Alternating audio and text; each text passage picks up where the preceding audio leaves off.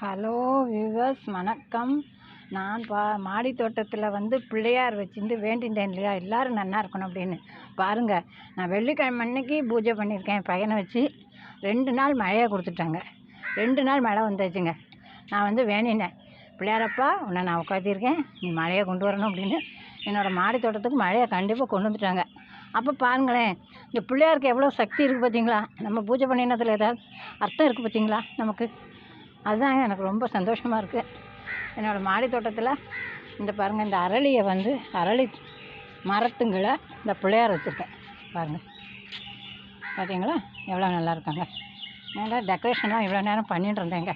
இந்த ஜல்லியெல்லாம் பரத்தி நேற்றுக்கு நான் ஒரு வீடியோ போட்டேன் இல்லையா உங்களுக்கு, ஜல்லியெல்லாம் இது பண்ணிட்டுருக்கேன், பெயிண்ட் பண்ணிட்டுருக்கேன் அப்படின்னு.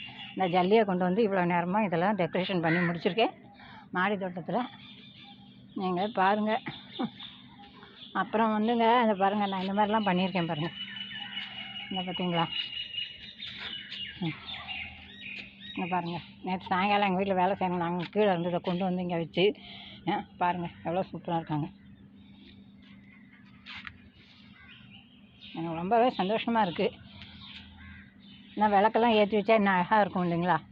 பிள்ளையார் கம்பீரமாக உட்காந்து நமக்கு காட்சி தரார். பாருங்கள், மாடி தோட்டத்தில் ஒரு பிள்ளையார் வச்சு கோவில் மாதிரி அமைச்சு வச்சுருக்கேன். இதை நீங்கள் எப்படி இருக்குன்னு சொல்லுங்கள். இதெல்லாமும் நான் பண்ணியிருக்கேன். சிரட்டையெல்லாம் வச்சு பாருங்கள், எல்லாம் டெக்கரேஷன் பண்ணியிருக்கேன். இதை பாருங்கள்.